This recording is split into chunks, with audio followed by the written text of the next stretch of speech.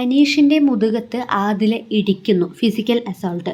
എന്നാൽ തൻ്റെ ചെസ്റ്റിൽ ടാസ്കിനിടയിൽ അനീഷ് തട്ടിയപ്പോൾ റിഫ്ലക്ഷൻ എന്നോണം ഇടിച്ചതാണെന്ന് ആദില. എന്നാൽ ഈ സംഭവങ്ങൾ ഒന്നും തന്നെ പ്രേക്ഷകരാരും തന്നെ ലൈവിലും എപ്പിസോഡിലും കണ്ടിട്ടുമില്ല, ബിഗ് ബോസ് കാണിച്ചിട്ടുമില്ല. അതുകൊണ്ട് തന്നെ ഈ വിഷയത്തിന്മേൽ ലാലേട്ടൻ ഇന്ന് എന്തെങ്കിലും ചോദിക്കുമോ എന്നറിയാനായിട്ട് ഒരുപാട് പ്രേക്ഷകർ അക്ഷമരായി കാത്തിരിക്കുന്നുണ്ട്.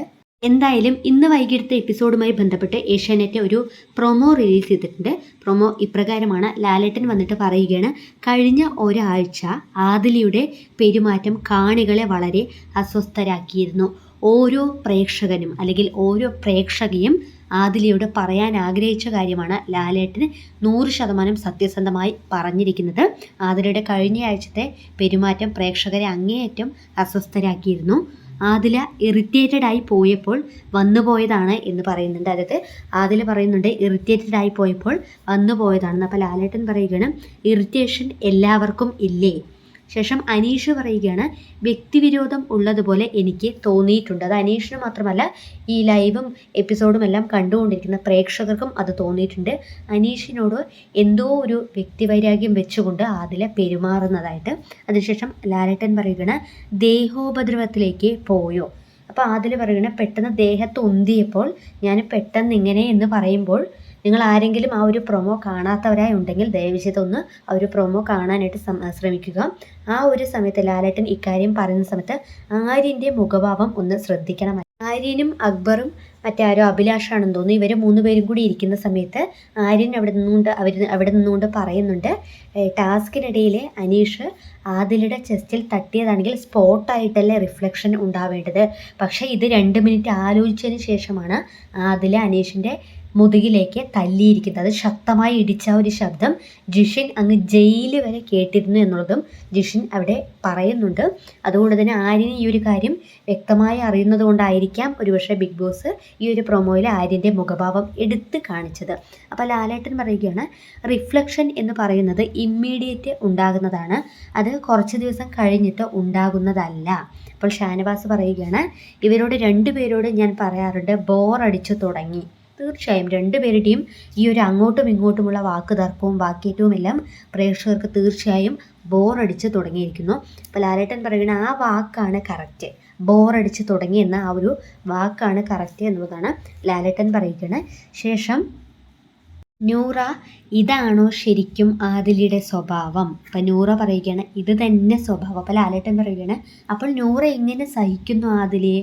നൂറ പറയുകയാണ്, എന്ത് ചെയ്യാനാ, പെട്ടുപോയില്ലേ? ഇക്കാര്യം പറയുന്ന സമയത്ത് പ്രൊമോയിൽ അനുമോള് ആദിലയുടെ മുഖത്തേക്ക് നോക്കുന്ന ഒരു മുഖഭാവമുണ്ട്. അതോടൊപ്പം തന്നെ ആദിലയുടെ മുഖത്തെ ആ ഒരു നിറഞ്ഞ പുഞ്ചിരി ചെറുതായി ഒന്ന് കുറഞ്ഞതായിട്ട് നമുക്ക് കാണാനായിട്ട് സാധിക്കുന്നുണ്ട്. ഒരു പക്ഷേ നൂറ പറഞ്ഞ ഒരു കാര്യം, എന്ത് ചെയ്യാനാണ്, പെട്ടുപോയില്ലേ എന്നുള്ള ഈ ഒരു വാക്ക് തന്നെ ആദില നൂറ എന്ന ലെസ്ബിയൻ കപ്പിൾസ് അല്ലെങ്കിൽ ലോക മലയാളികൾ മുഴുവൻ കണ്ടുകൊണ്ടിരിക്കുന്ന ചരിത്രമാകാൻ പോകുന്ന ബിഗ് ബോസ് മലയാളം സീസൺ 7 എന്ന് പറയുന്ന ഇത്രയും വലിയൊരു സമൂഹത്തിൻ്റെ റിഫ്ലക്ഷനായ ഒരു ഷോയിലേക്ക് വന്നിട്ട് ഒരു കണ്ടസ്റ്റൻ്റ്, ലെസ്ബിയൻ കപ്പിൾസിലെ ഒരു വ്യക്തി മറ്റൊരു വ്യക്തിയെക്കുറിച്ച് പറയുകയാണ്, അല്ലെങ്കിൽ തൻ്റെ പാർട്ട്ണറെ കുറിച്ച് പറയുകയാണ്, എന്ത് ചെയ്യാനാ, പെട്ടുപോയില്ലേ എന്ന് പറയുമ്പോൾ നൂറ കുറച്ചുകൂടി ആലോചിച്ചിട്ട് പറയേണ്ടിയിരുന്നു എന്നാണ് എനിക്ക് പറയാനുള്ളത്. കാരണം ഇവർക്കിടയിൽ അല്ലെങ്കിൽ ഇവരുടെ ഈ ഒരു ലൈഫിനിടയിൽ തന്നെ അത് വലിയൊരു രീതിയിലുള്ള പ്രശ്നമാവാൻ സാധ്യതയുള്ള ഒരു കാര്യമാണ് ഇപ്പോൾ നൂറ പറഞ്ഞിരിക്കുന്നത്. ഒരുപക്ഷെ നൂറ പറഞ്ഞ ആ ഒരു കാര്യം സത്യസന്ധമായാണോ അതോ ഇനി നൂറ വല്ല ഹാസ്യരൂപയാണ് അല്ലെങ്കിൽ ജസ്റ്റ് ഒരു ഫൺ എന്നുള്ള ആ ഒരു രീതിക്ക് പറഞ്ഞതാണോ എന്നുള്ളത് നമുക്കറിയില്ല. അത് പ്രൊമോ കാണുന്ന സമയത്ത് നമുക്ക് വ്യക്തമാവുകയുമില്ല. എപ്പിസോഡിൽ തീർച്ചയായും നമുക്കത് കാണാനായിട്ട് സാധിക്കും. പക്ഷേ നൂറയ്ക്ക് ഏതെങ്കിലും ഒരു അവസരത്തിൽ പറയാൻ താൻ മനസ്സിൽ ആഗ്രഹിച്ച അല്ലെങ്കിൽ തനിക്ക് അത്തരത്തിലൊരു സിറ്റുവേഷനിൽ എത്തിപ്പെടേണ്ട ഒരു അവസ്ഥ വന്നതിനെക്കുറിച്ചായിരിക്കാം ഒരുപക്ഷെ നൂറ ഇത് തന്നെയാണ് സ്വഭാവം, താൻ പെട്ടുപോയതാണ്, എന്തു ചെയ്യാനാണ് എന്ന് പറഞ്ഞത് എന്നുള്ളതാണ് ഈ കാണുന്ന പ്രേക്ഷകർ എല്ലാവരും ചിന്തിക്കുന്നത്.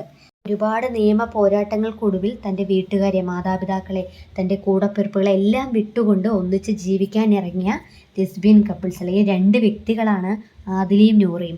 അങ്ങനെ ഇരിക്കെ ഇത്രയും വലിയൊരു ഷോയിൽ നമ്മൾ ഓരോ കാര്യങ്ങൾ പറയുന്ന സമയത്തും ഒരുപാട് തവണ ആലോചിച്ചതിന് ശേഷം മാത്രമേ പുറത്ത് പറയാൻ പാടുകയുള്ളൂ. കാരണം ഇതേ ഷോയിൽ വന്നുകൊണ്ട് അല്ലെങ്കിൽ ഇത്രയും വലിയൊരു ഗെയിം ഷോയിൽ വന്ന് നിന്നുകൊണ്ട് ദാമ്പത്യ ജീവിതം നഷ്ടപ്പെട്ട അല്ലെങ്കിൽ നശിപ്പിക്കപ്പെട്ട ഒരുപാട് എത്രയോ കപ്പിൾസ് ഉണ്ട്.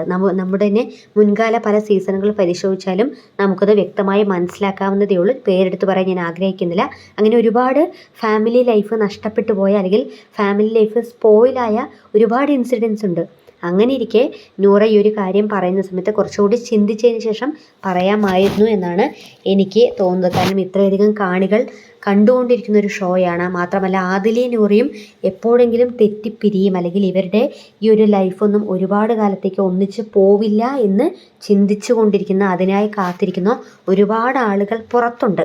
അങ്ങനെ ഇരിക്കെ നൂറ ഈ ഒരു കാര്യം പറഞ്ഞത് തീർത്തും തെറ്റായി എന്ന് മാത്രമേ എനിക്ക് പറയാനുള്ളൂ. ഒരുപക്ഷെ നൂറ ജസ്റ്റ് ഒരു ഫൺ എലമെൻ്റ് എന്നുള്ള ഒരു ബേസിൽ പറഞ്ഞതായിരിക്കാം.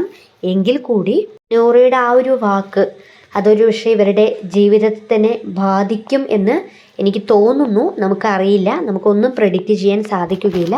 തീർച്ചയായും ഈ ഒരു ഷോ കഴിഞ്ഞതിന് ശേഷം ഇവരുടെ ലൈഫ് എന്താകും എന്നുള്ളത് നമുക്ക് നോക്കിക്കാണാം.